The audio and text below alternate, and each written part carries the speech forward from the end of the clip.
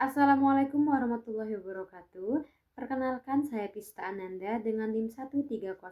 Pada video presentasi kali ini, di sini saya akan membahas materi yang berjudul Siklus Perencanaan dan Pelaksanaan Pembelajaran atau bisa juga disebut dengan ESUS.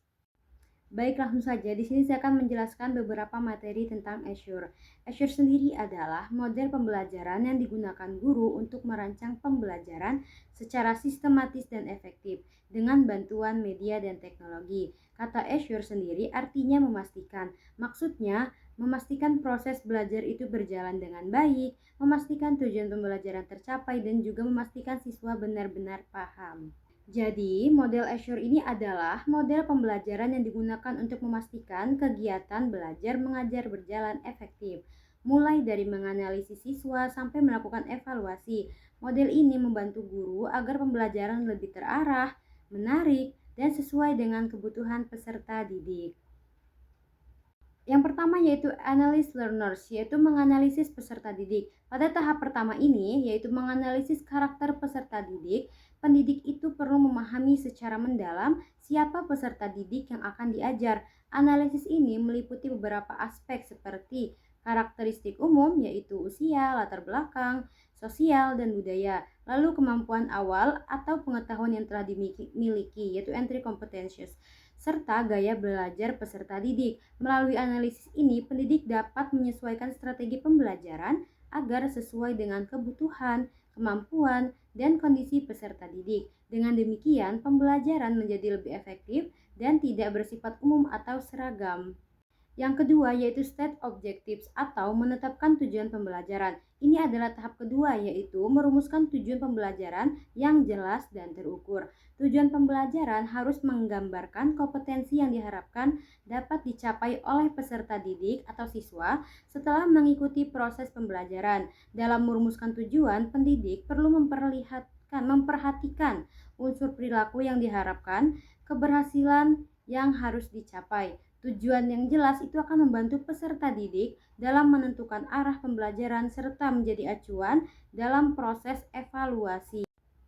Lalu yang ketiga, select methods, media, dan materials, yaitu memilih metode, media, dan bahan ajar. Pada tahap ini, pendidik memiliki metode pembelajaran, media, serta bahan ajar yang sesuai dengan tujuan pembelajaran dan karakteristik peserta didik.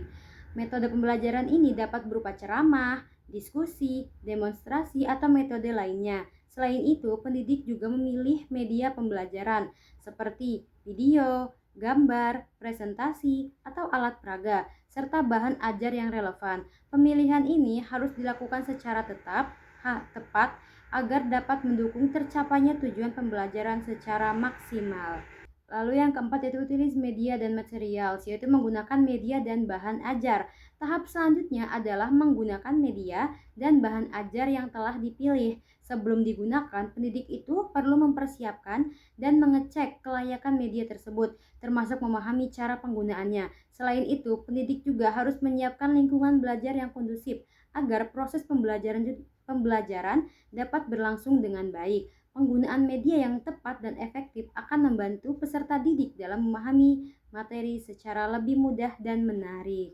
Lalu yang kelima yaitu require learner participation, yaitu melibatkan partisipasi peserta didik. Tahap ini menekankan pentingnya keterlibatan aktif peserta didik dalam proses pembelajaran. Pendidik harus menciptakan suasana belajar yang mendorong peserta didik untuk berpartisipasi baik melalui diskusi, kerja kelompok, tanya jawab maupun kegiatan lainnya. Partisipasi aktif ini sangat penting karena dapat meningkatkan pemahaman keterampilan berpikir serta keaktifan peserta didik dalam belajar. Dengan demikian, pembelajaran itu tidak hanya berpusat pada pendidik, tetapi juga pada peserta didik. Dan yang keenam atau terakhir yaitu evaluate and revise, yaitu evaluasi dan revisi. Tahap terakhir adalah melakukan evaluasi terhadap proses dan hasil pembelajaran. Evaluasi dilakukan untuk mengetahui sejauh mana tujuan pembelajaran telah dicapai. Berdasarkan hasil evaluasi tersebut, pendidik dapat mengidentifikasi kelebihan dan kekurangan dalam proses pembelajaran. Selanjutnya, dilakukan revisi atau perbaikan agar pembelajaran berikutnya dapat berjalan lebih baik dan efektif. Jadi dapat disimpulkan model pembelajaran Azure merupakan suatu pendekatan sistematis yang digunakan untuk merancang dan melaksanakan pembelajaran secara efektif dan efisien. Model ini menekankan pentingnya analisis karakteristik peserta didik, perumusan tujuan pembelajaran yang jelas, pemilihan metode serta media yang tepat, penggunaan media secara optimal, keterlibatan aktif peserta didik, serta evaluasi dan perbaikan pembelajaran.